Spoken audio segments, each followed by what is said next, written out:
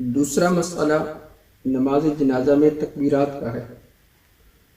اب نماز جنازہ میں تکبیرات کے مسئلے میں بھی جناب نے امت مسلمہ کو نہ صرف دھوکہ دیا ہے بلکہ اس کے ساتھ ساتھ محدثین پر اور سرکار دو عالم صلی اللہ علیہ وسلم پر بھی جھوٹ بولا ہے۔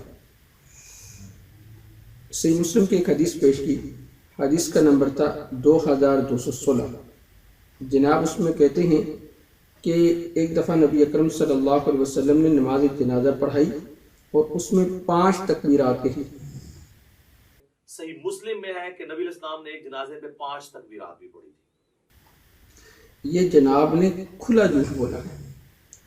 آپ مسلم شریف اٹھا کر دیکھیں، اس میں حدیث نمبر 2216 اٹھا کر دیکھیں۔ اس میں حدیث ہے عبد الرحمن بن ابی لیلہ سے، وہ روایت کرتے ہیں کہ زید بن ارقم رضی اللہ تعالیٰ عنہ جو جنازے پڑھایا کرتے تھے، فرمایا وہ ہمارے جنازوں میں 4 تکبیرات کہا کرتے تھے۔ تو ایک مرتبہ انہوں نے نماز جنازہ پڑھائی تو اس میں 5 تکبیرات کہی۔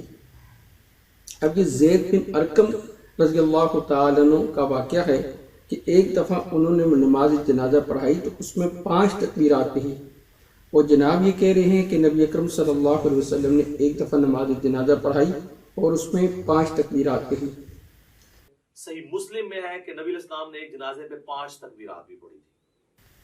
اب عبد الرحمن بن ابی لیلہ کہتے ہیں کہ ہم نے ان سے پوچھا جی کہ آپ نے 5 تکبیرات کیوں کہی؟ انہوں نے کہا کہ نبی اکرم صلی اللہ علیہ وسلم ایسا کیا کرتے تھے۔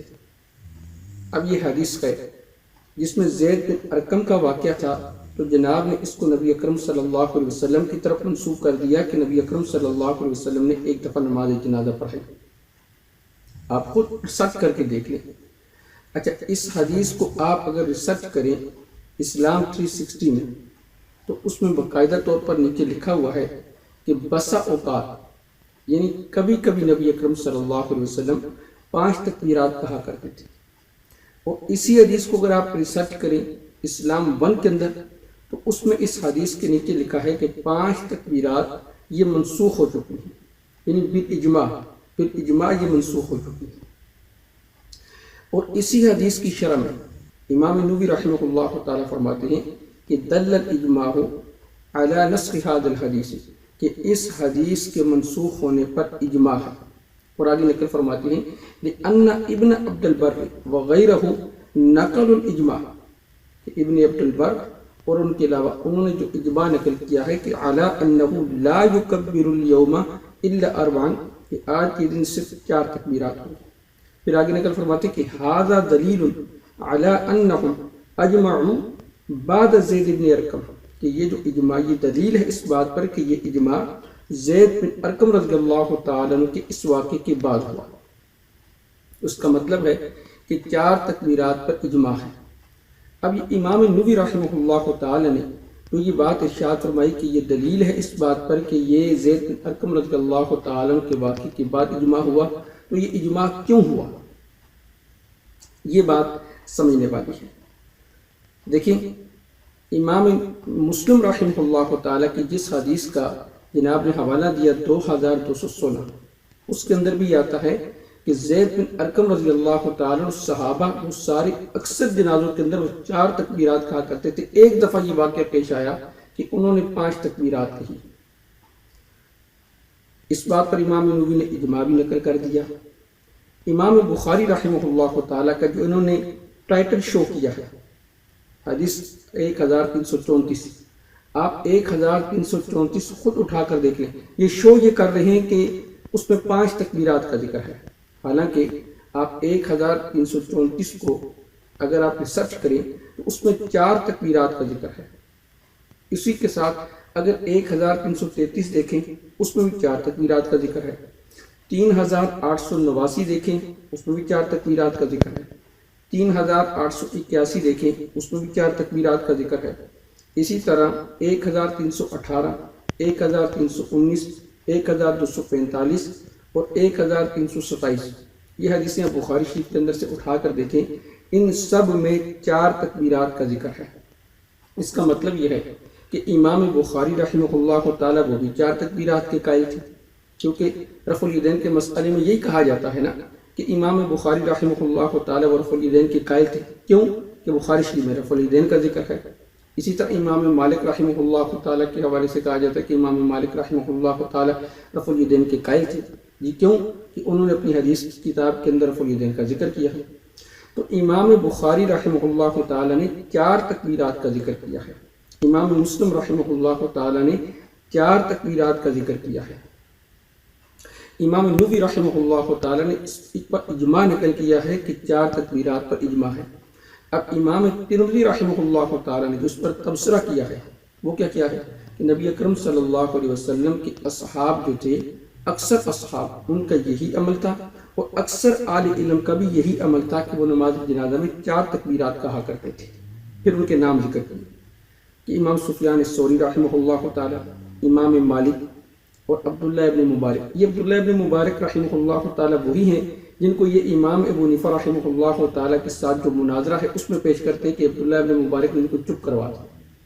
اور یہ عبداللہ ابن مبارک رحمہ اللہ تعالیٰ وہی ہیں جن کے بارے میں جناب کہتے ہیں کہ ان پر جرا کا ایک کلمہ بھی نہیں ہے۔ چلے انہی کے موقف کو مان کے جائے تو عبداللہ بن مبارک رحمہ اللہ تعالیٰ، امام شافعی، امام احمد بن حنبل اور اسی طرح امام اسحاق رحمہ اللہ تعالیٰ، ان کا یہ مسلک تھا کہ نماز جنازہ کے اندر 4 تکبیرات پائی جاتی ہیں۔ اب حرم آپ لکھیں نا یوٹیوب کے اوپر کہ حرم میں نماز جنازہ، اس میں دیکھیں اس میں بھی 4 تکبیرات آپ کو ملیں گی۔ شیخ ابن باز رحمہ اللہ تعالیٰ سے کسی نے پوچھا کہ حضرت اگر کسی آدمی کی فضیلت زیادہ ہے تو اس کی فضیلت کے زیادہ ہونے کی وجہ سے کیا 4 تکبیرات سے زائد کہہ سکتے ہیں؟ تو اس پر شیخ ابن باز نے جو جواب دیا کہ نبی اکرم صلی اللہ علیہ وسلم نے 4 تکبیرات پر اکتفا کیا تھا، تو 4 تکبیرات پر ہی اکتفا کرنا افضل ہے۔ پھر 7 حوالہ دیا کہ نبی اکرم صلی اللہ علیہ وسلم نے جو نجاشی کا نماز جنازہ پڑھایا تھا اس میں آپ صلی اللہ علیہ وسلم نے باوجود اس بات کے کہ نجاشی کا بہت بڑا مرتبہ تھا، اس کے باوجود آپ نے 4 تکبیرات پر اکتفا کیا، جو اس بات پر دلالت کرتا ہے کہ نبی اکرم صلی اللہ علیہ وسلم کے نزدیک بھی نماز جنازہ کے اندر 4 ہی تکبیرات افضل تھی۔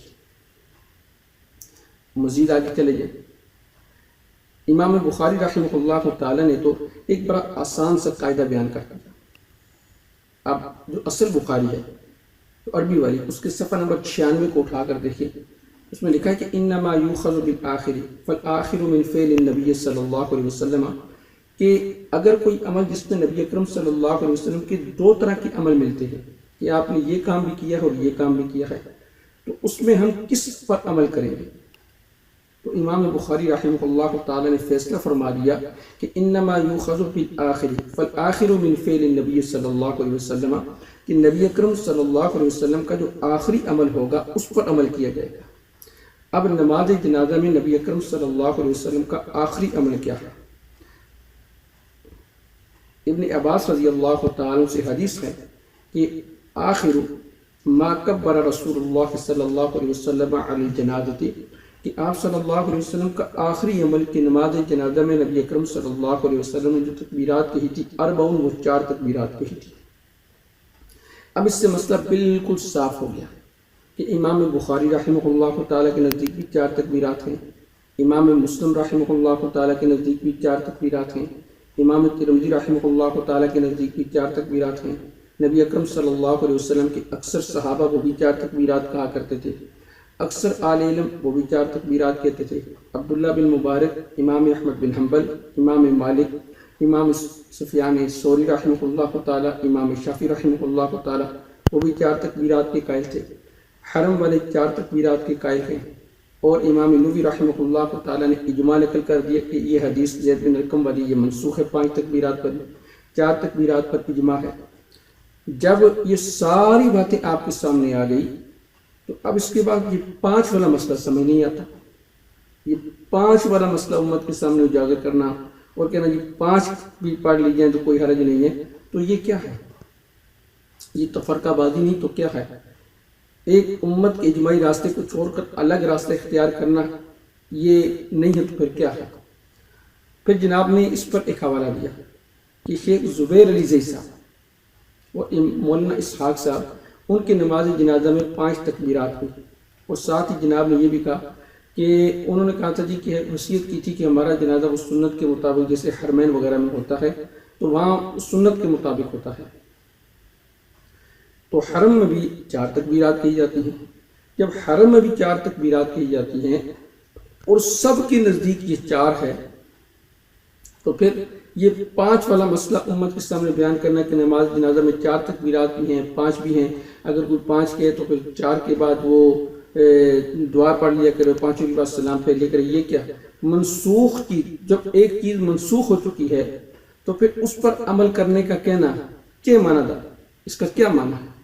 اس کا مطلب ہے کہ جان بوجھ کر امت مسلمہ کے ایک مسلمہ راستے کو چھوڑ کر ایک ثابت شدہ راستے کو چھوڑ کر اس راستے پر امت کو دھکیلا جا رہا ہے کہ جو سب سے الگ تھلگ ہے.